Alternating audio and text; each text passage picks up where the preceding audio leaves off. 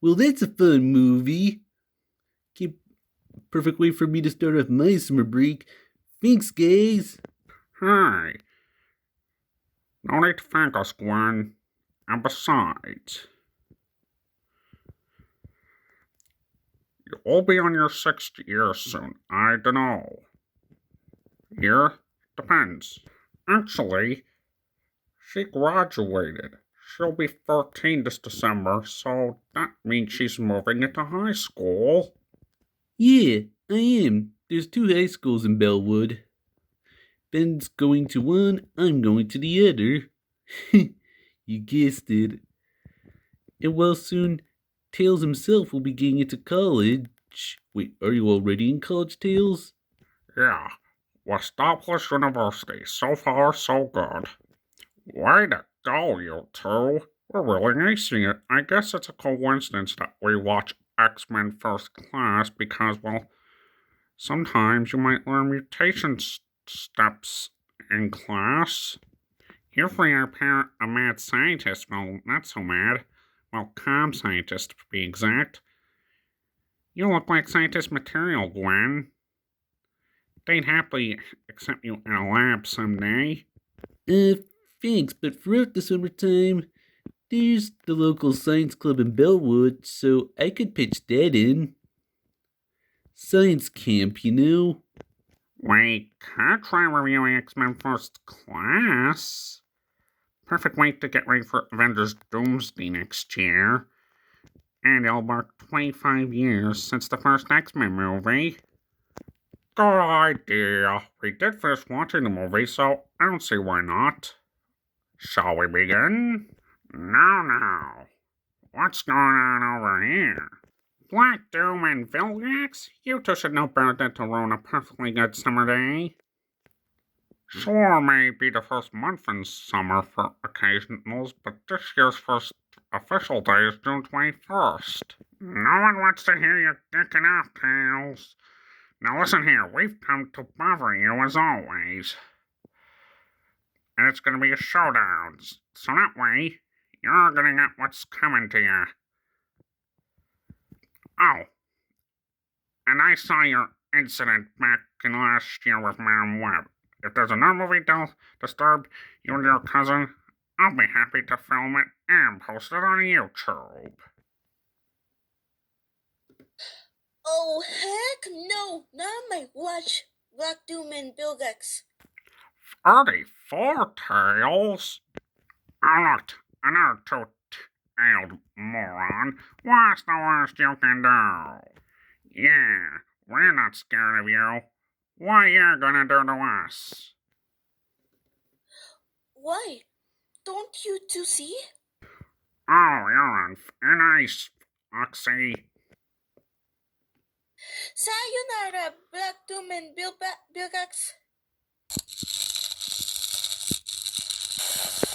Wow! Black Doom and Vilgax just teleported. Shadow, how'd you use Chaos Control on both of them at the same time, and you're still here? That wasn't me, and that wasn't Chaos Control. Then what was that? That, my find Donatello, is a taser I designed to wrap people to a random location. A taser capable of teleporting people? That's awesome! I don't believe it. Don't you? It's impossible. Is it? It couldn't be. Couldn't it? I am. Are you? Wow, you two made a good reference to Sonic Movie 3. Nice, boys. Also, Furry Four Tails, how'd you manage to turn up the exact time Black Doom and Vilgax interrupted us? I just needed someone to test the taser on one. Very impressive, Furry Four Tails.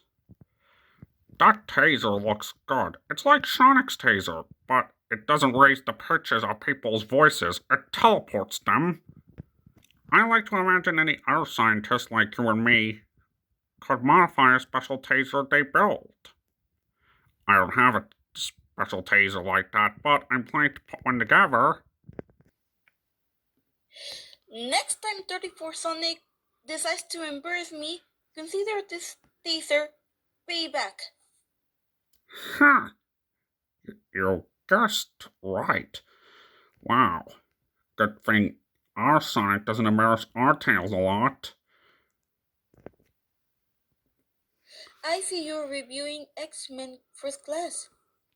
Are you gonna review any other X-Men movies? 1, 2, 3 Sonic and 1, 2, 3 Shadow? We'll have to see. We don't know yet. Maybe in the future? I guess we'll see. But definitely not Dark Phoenix. Gosh, why did we watch Dark Phoenix? But Dark Phoenix is one movie we will not review. Same with Green Lantern, which Eggman hate watched in 2011. I see. We were about to just get started. Care to join us, Fairy Four Tails? I love to see, but I have to go test this taser on someone else. 1, 2, 3 me. And when tell your cousin to not embarrass my big bro. Ben's complicated, Fairy Four Tails, but I'll try. Catch you guys later. Well, it was nice of Fairy Four Tails to drop by. So, let's get started on the review. Before anything else complicated happens. So, the movie begins in an Auschwitz Nazis boot camp. A young Eric Lenscher, being separated by his mother by the Nazis, Eric tries to save her, but he learns he has magnetic powers and pulls the gate off and being eyed by Sebastian Shaw, played by Kevin Bacon. And Shaw asks the guards to bring Eric in. And meanwhile, at Westchester, New York, we see a young Charles Xavier, assuming there's a burglar in the house, and sees his mother in the kitchen, and something strange, his mother offers him a hot chocolate. But Charles' mother would never do that, because he read her mind. And then we see Raven Darkholme, who's known to be Mystique. Charles and Raven become friends and foster siblings as Charles offers Raven a chance to live together as a promise. And back at the boot camp, well, the unthinkable happens. Shaw leaves a coin in front of Eric and tries to get him to move it. However, he is unable to, but he brings in Eric's mother, warns him if he does not move the coin, he'll shoot her. And things go from bad to worse when he actually does, and Eric's angry unleashes his magnetic powers out of control. But Shaw is thrilled. I say, Sebastian Shaw in this movie is just the worst. Oh, great. Last thing we need. And Eric has the coin in his hand, and then 3 years later, in 1963, Eric is now an adult and voiced by the one and only Michael Fassbender, and slots a coin into an art portrait of Shaw. And meanwhile, Raven, voiced by Jennifer Lawrence, yes, Katniss Everdeen, and Charles, now an adult, played by James McAvoy, hang out for dinner. But however, Charles noticed heterochromia as a mutation as another girlie's web. You see, and they decide to go home. But however, meanwhile, in one of the Western banks, Eric returns a pile of gold from his family, and before he touches an alarm, he uses his magnetic powers and asks for Shaw's location and friends him by pulling out a metal tooth. And the bank manager reveals that Shaw is an Argenta, and Eric warned the bank manager that if he warns Shaw that he's coming, he will find him, possibly kill him. But before that, Charles and Raven have a talk, and Raven asks Charles if he would date her. Well, Charles said yes, but it's blue. And they have a nice brother-sister moment together. Well, Eric Lyncher, a man wanting revenge on his mother's death from a long, long time ago, and not caring about what's at stake. Who does that remind me of? Sonic, you're cut red-handed. Yes, I wanted revenge after my mother died on the Starfall Islands, but I thought it was the ancients. I was just blinded by anger. But then, at the last minute, when you were free from your soul corruption, you realized that there are no winners with revenge. Plus, I went for the same thing as you did when I lost Maria. But meanwhile, Moira McTaggart, voiced by Rose Brine, intercepts the Hellfire Club and decides to blend in and looks at a secret entrance and sees a meeting between Shaw, Emma Frost, Riptide, Azazel, and Colonel Hendry, and asks him about a war effort, and Riptide blows him through, and Moira witnesses everything. Moira tries to warn the government, but they don't listen, so they had to find an expert on generic mutations. That's when they saw Charles and Raven walking out of the university after Charles gave a break presentation, and they decide to go to the bar. Meanwhile, Eric goes to the bar in Argenta himself, but does not get drunk. He explains that his family's towels were taken by them by tailors, and never mind. And then magnetically pulls over a knife and murders some of Shaw's henchmen over there. And after Eric tells them that he's basically Frankenstein's monster, he magnetically pulls the gun, which he made the bartender shoot the other man with, and pulls a James Bond and shoots the camera. But meanwhile, at the bar, Charles gets drunk and drinks an entire, well, and becomes drunk himself. Raven's happy for him, but then Moira asks to meet with Charles and asks if the mutations are already happening. But Charles offers to help, and meanwhile, the boat Hendry offered Shaw, he threatens to pull the trigger on a bomb, but then Shaw absorbs it and explains his powers help him keep young, and Riptide just blows Shaw away. Great going, Colonel Hendry. However, Charles explains to the CIA about mutants, but they don't believe it, and Charles reads his mind, and Raven shapeshifts, and a man in black is amazed, and they thought it was a magic trick, and he just takes them over and realizes that Sebastian Shaw is on the move and decide to follow him on the U.S. Coast Guard. Charles reads the man in black's mind as they have to leave. And meanwhile, Eric does another James Bond thing and intercepts the boat. And after Eric tries to kill Shaw, Emma manages to mess with his head and pushes him into the water, and the U.S. Coast Guard arrives, but Riptide washes nearly all the boats away. You see? But Emma manages to sense Charles and manages to block him, since they're both telepaths. And before they can clear, Charles senses Eric out there, Charles tries to tell Eric to let go as he tries to lift the submarine after trying to destroy the boat.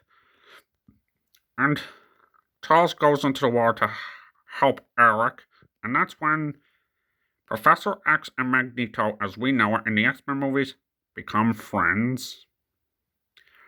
Despite the origin storytelling in the first X-Men movie, this is a good X-Men origin story, and meanwhile, at the CIA facility, they have a mutant division, and they meet Hank McCoy, played by Nicholas Hoult. Soon to play Lex Luthor in the new Superman movie. Turns out Hank has mutant powers too. And Raven is amazed by it. Meanwhile, on Shaw's submarine, Shaw has a special telepathy blocking helmet so that Charles can't find him.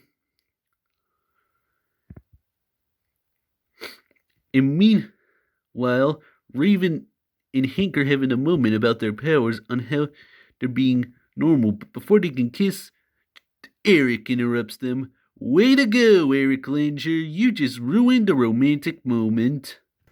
But as soon as Eric tries to leave the facility with Shaw's file, Charles confronts him,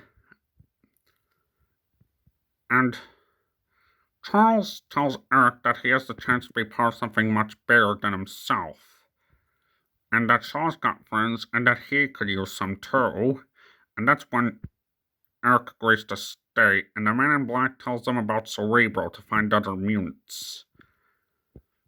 But Eric tells him that Charles and Eric find the mutants now, so there. And Charles agrees. And then we see the 1963 version of Cerebro, or the 1962 version of Cerebro. And then Charles puts the helmet on his head, which enhances his telepathic powers. Hank offers to shave his head, but then Charles tells Hank not to touch his hair. Well, no one's gonna touch your hair until X-Men Apocalypse, Charles. And then with Cerebro, Charles managed to save a lot of humans and mutants in the world,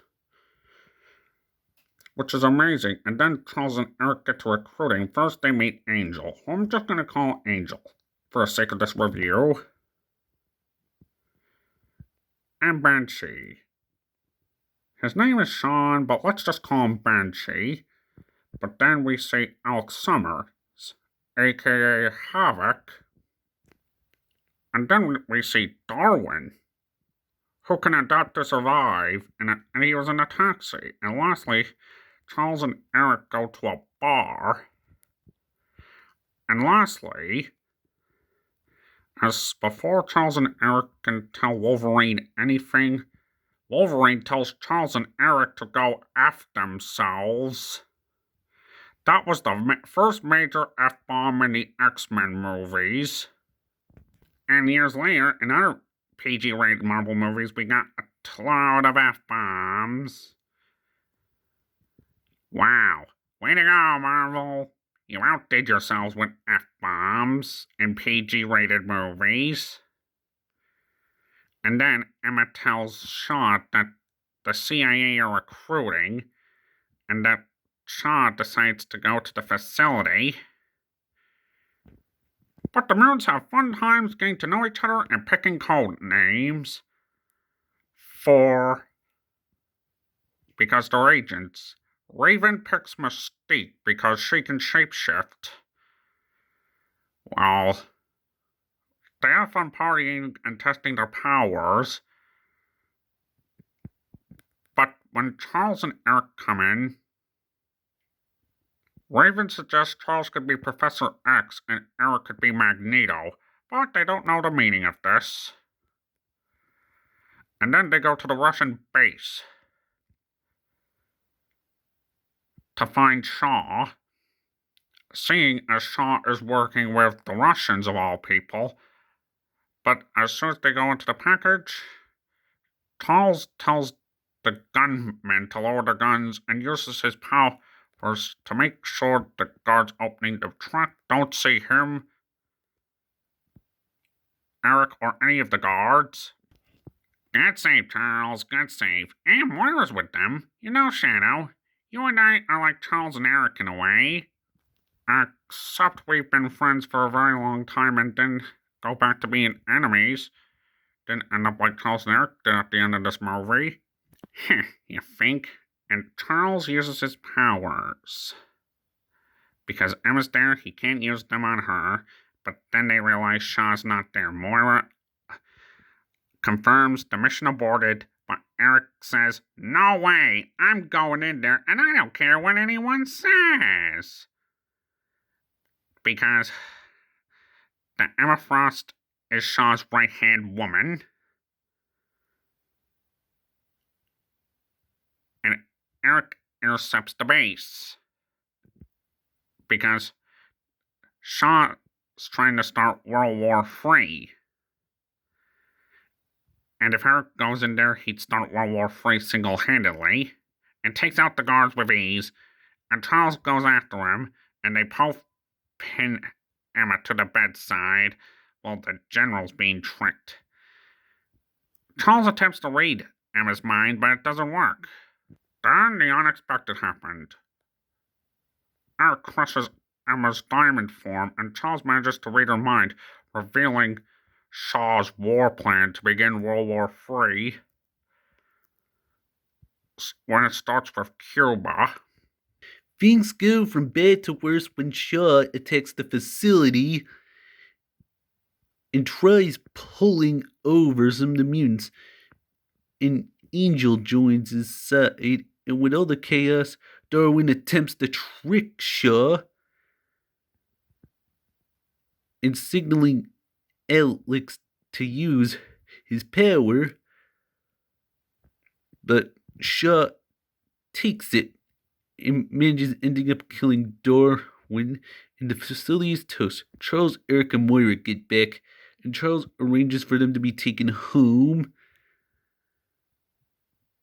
but Eric offers a solution and convinces Charles to let the mutants join, and they'll need somewhere to train, which is, of course, Charles's home. Honestly, Charles, I don't know how you survive living in such hardship. First up, Banshee's sonic screams. Charles tells Banshee to use the muscle and to control it. And later, Hank designs a wingsuit that lets him to fly for sonic screams. Wow. And the second time, Eric actually pushes Banshee off a satellite for it to work. Wow, real smart, Eric. Meanwhile, with Alex, he tries to control his powers, so Charles takes him down to his stepfather's bunker, and there's a practice range, and it's nuclear power. Charles is actually shocked and prompts Alex to teach him to control it, and Hank designs a rig that helps him. So the laser in a straight line. After a few tries, Alex stops Hank as a bozo.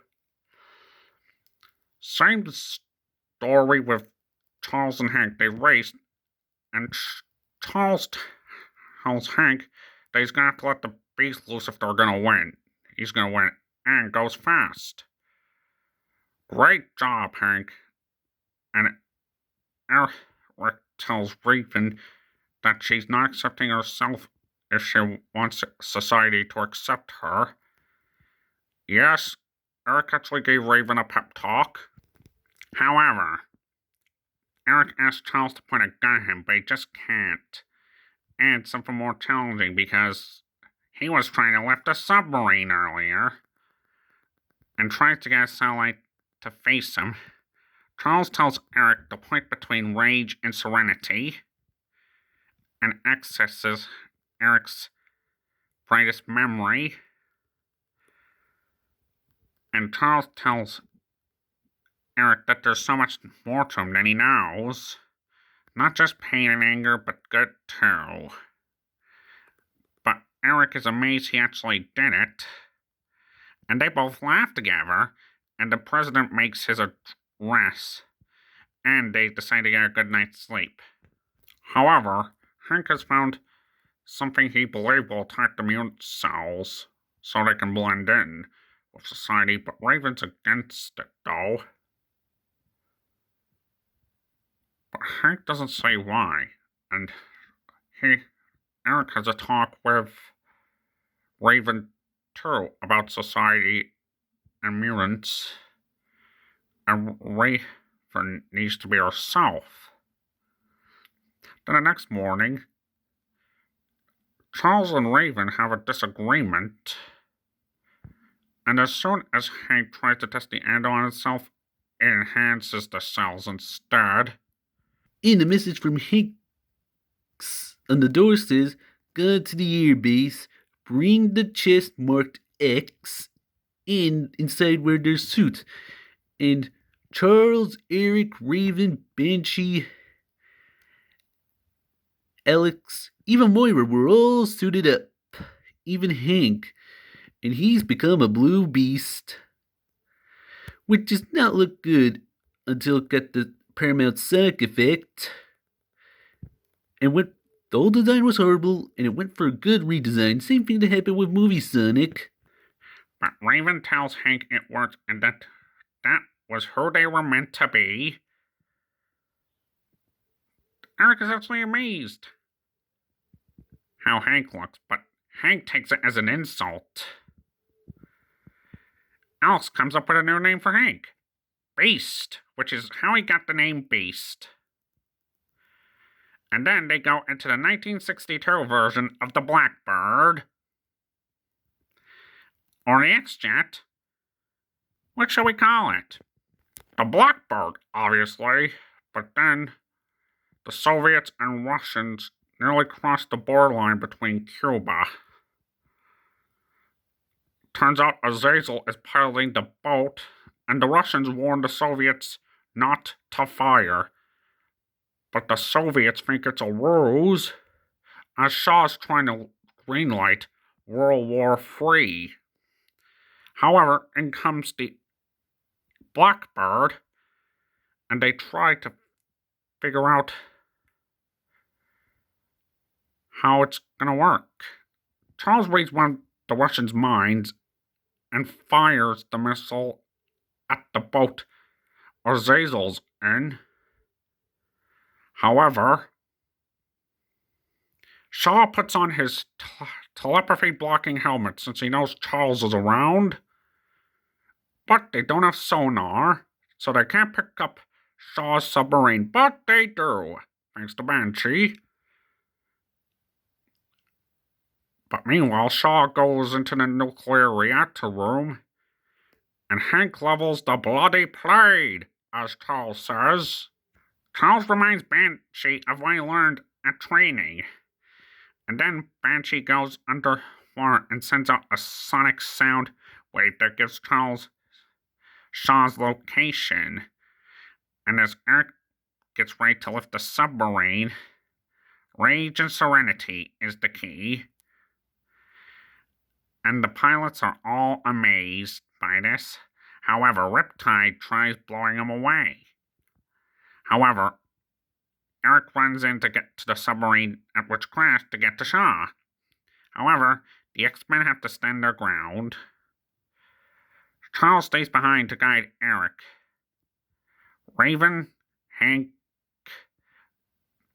Banshee, and Alex fight the Hellfire Club, Angel, Azazel, Riptide, and it's all feeling few. And Azazel, not that Azazel, this Azazel, go for some teleporting, and it's all over the boat. And Alex's stabilizer is blown to bits. And over at the beach, Angel destroys Banshee's left wing. And things go from bad to worse as Azazel has Hank on the ropes, Raven disguised herself as Shaw to fool Azazel. Great work, Raven. But Raven clearly had it with Charles. And Eric is inside the boat and finds the nuclear reactor room and goes head-to-head with Shaw. And damaging, well, the glass shatters after turning off the nuclear reactor. And as Shaw has Eric pinned, well, Charles takes his telepathy-blocking helmet and freezes Shaw. But however, things go from bad to worse. After Shaw tells Eric a good few words on his vision, well, bad few if you count it. So, as they were playing chess earlier, Eric talks about killing Shaw. However, things are getting intense as Eric puts on the telepathy-blocking helmet and puts the coin through Shaw's head and killing him. And later, the CIA and government decide that the mutants need to be cleared, even with Moira on that beach, as they declare her collateral damage. And Eric gives a few words to the mutants and says that the government are the bad guys, and then Charles reads their minds and notices that their guns are trained on them at the beach. And Moira goes inside and tries telling them to call off the attack, but no response. And they fire the missiles on the beach. But Eric stops them and tries turning them towards them, but Charles tells them that they're innocent men and they have the chance to be the better men. But then Charles and Eric get into a big fight over the fate. But as soon as Hank, Benji, and Al try to help him, Eric pushes them away, but not Raven. And Moira takes her gun out, and Eric accidentally deflects it at Charles, which shocks everyone, and the missiles fall. Plus, the men are saved. But however, Eric blames Moira for it and tries strangling her with the necklace, but Charles tells Eric that he did this and not Moira. And Eric explains that society won't accept mutants and they have to form their own. But Charles tells Raven he has to go with Eric as he would be in better hands with her. And he feels bad and apologizes. But however, that's not what he says in Days of Future Past. And the Hellfire Club along with Raven joins Eric. And the most pressing matter, well, Raven tells Hank one of the best quotes in the entire movie, which is used multiple times, mutant and proud. And Charles can no longer walk. And meanwhile, back at Charles's home, which is now a school, Charles is now a real professor. And hopefully Charles says he can manage as much students as possible, possibly more. So, that way, they're X-Men now, which Moira actually comes up with. But Charles wipes Moira's memory, and the CIA drops a bombshell on her, saying, as the CIA is no place for a woman. Hey, that's harsh. They had that same issue when Wonder Woman showed up in the modern world. In Wonder Woman. Same with Professor Gerald when he saw Director Rockwell in Sonic 3. Oh, come on, dude. Both genders are welcome anywhere, even in the government. But however, Eric And now the Brotherhood of Mutants break Emma out and asks her to join them. And then we get the most epic line in the end of the movie. I prefer Magneto. And that's it for X-Men First Class. Wow, that was actually pretty good. Transformers 1 is also a fun origin story. Also, Sonic, didn't you run into Kevin in a 1-2-3 film aftermath of Transformers 1? Yeah, I did. He's trying to get better now, with his money skills. You name it. So, what should we do now, Tails? I've got an idea. Simple. Why don't we all play a Smash Bros. Tournament and then a Mario Party tournament? What do you say? You got it, Tails. Come on, let's go set up the Nintendo Switch for that tournament then. Let's go!